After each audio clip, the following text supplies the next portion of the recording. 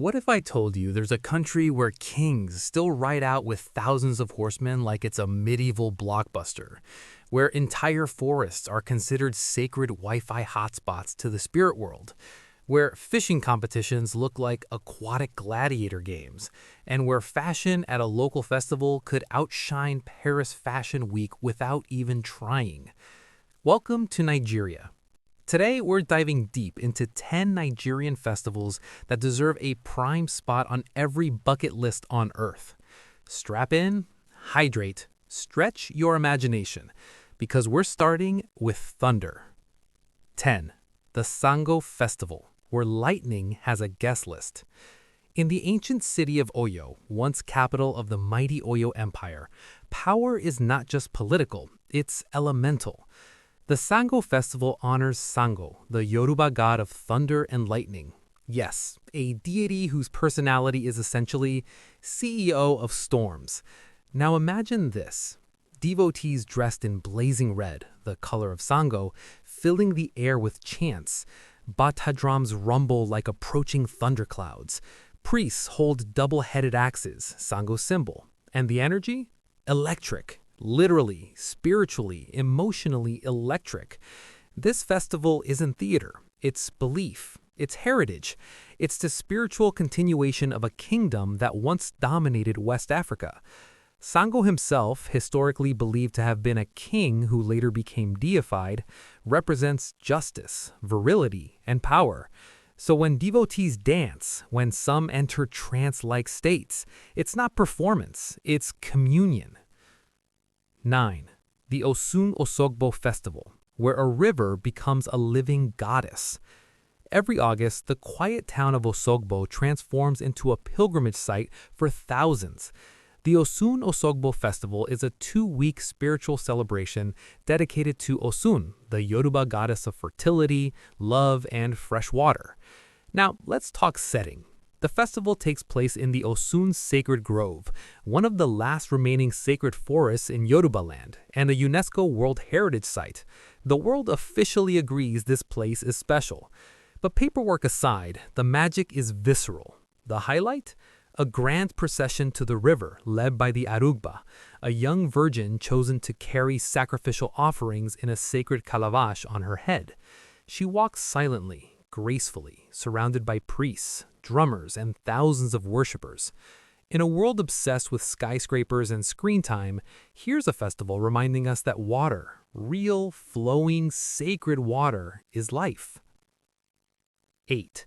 The Argungu Fishing Festival, where the river is the arena. Imagine the Olympics, but instead of swimming lanes, you have a muddy river. Instead of synchronized starts, you have a gunshot.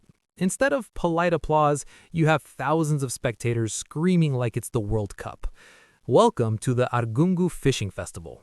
Held in Kebbi State, this festival dates back to 1934, originally marking peace between the Sokoto Caliphate and the Kebbi Kingdom.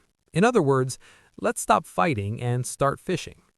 At the blast of a horn or gunshot, thousands of fishermen leap into the river simultaneously, armed only with handheld nets. The goal? Catch the biggest fish within a limited time. We're talking massive freshwater giants. Winners take home huge prizes and eternal bragging rights. But beyond the splashy spectacle, Argungu also features traditional wrestling, music, and cultural displays. It's unity, it's heritage. It's a reminder that even something as simple as fishing can symbolize peace. 7. The Ofala Festival. In Onitsha, Anambra State, there's one day the entire city waits for. The day the Obi appears. The Ofala Festival marks the end of the king's annual seclusion. For a period, the monarch withdraws from public life. Then, during Ofala, he re-emerges in breathtaking regalia. Coral beads layered like history itself, velvet robes, golden staffs, a presence that says tradition is not optional. Cannon shots announce his arrival. Chiefs in elaborate attire pay homage. The crowd surges with excitement. It's not just spectacle, it's constitutional symbolism. The Ofala reaffirms the spiritual and political role of traditional rulers in Igbo society. In many Western countries, monarchy is mostly ceremony. In places like Onitsha, it's still culturally alive. But if Ofala is regal elegance, what's next is high-speed majesty. Number 6. The Durbar Festival. If you've ever wanted to witness what looks like a live-action historical epic, the Durbar Festival is your ticket. Celebrated during Eid in cities like Kano, Katsina, and Zaria, Durbar is a grand procession of horsemen paying homage to the emir. We're talking thousands of riders in embroidered gowns, turbans flowing, horses decorated in colorful regalia that probably cost more than your first car. They gallop in synchronized formation toward the emir's palace, stopping dramatically just short, a display of control, skill, and loyalty. Durbar originated as a military parade to demonstrate readiness. Today, it's a dazzling fusion of Islamic celebration, royal heritage, and community pride. Number 5. The Ayo Festival. Lagos is loud. Lagos is fast. Lagos does not sleep. But during the Ayo Festival, it becomes something else entirely. The Ayo Festival features thousands of masqueraders dressed in flowing white robes and wide-brimmed hats, faces completely concealed. They move in processions across Lagos Island, tapping the ground with staffs, chanting, blessing, commanding space. Traditionally held to honor a deceased king or chief, the Ayo Festival is deeply sacred. And when the white-clad figures flood the streets, it feels like the veil between past and present thins just a little. Number 4. The Calabar Carnival. Every December, the city of Calabar flips a switch. The Calabar Carnival runs for an entire month. Yes, a month. Most festivals last a weekend. Calabar said, "We have stamina." There are themed parades, competitive bands, elaborate floats, and costumes that defy gravity. Feathers, sequins, towering headpieces. It's like Rio met West Africa and decided to collaborate. But beyond the spectacle, the carnival promotes tourism, unity, and economic growth. It's a strategic celebration. Culture as soft power. Number 3. Ojude Oba. Held annually in Ijebu-Ode, Ogun State, the Ojude Oba Festival is a post-Eid celebration where the Ijebu people honor the Awajale, their king. But let's be honest, this is fashion warfare. Age-grade groups known as regbe arrive in coordinated asoebi so perfectly styled it looks like they hired entire fashion houses.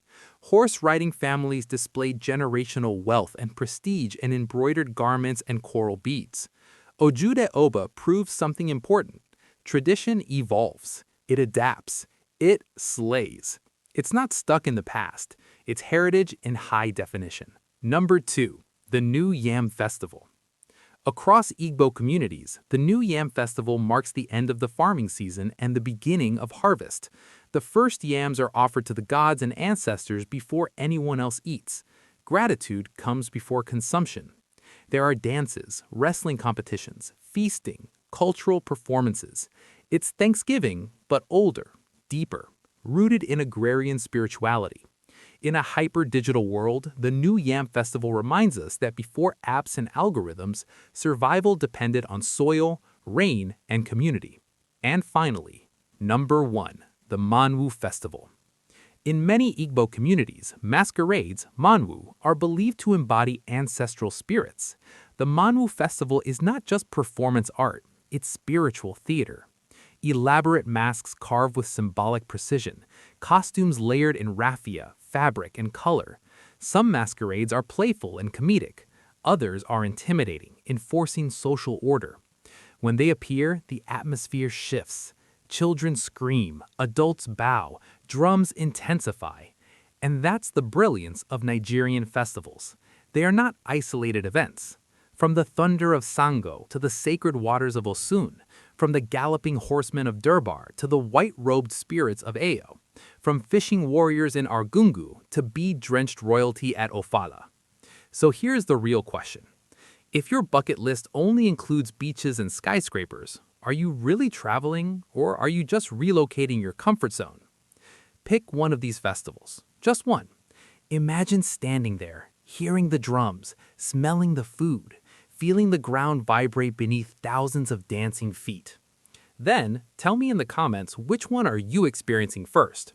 Nigeria has entered the global chat, and trust me, it brought the ancestors, the horses, the thunder, and the style.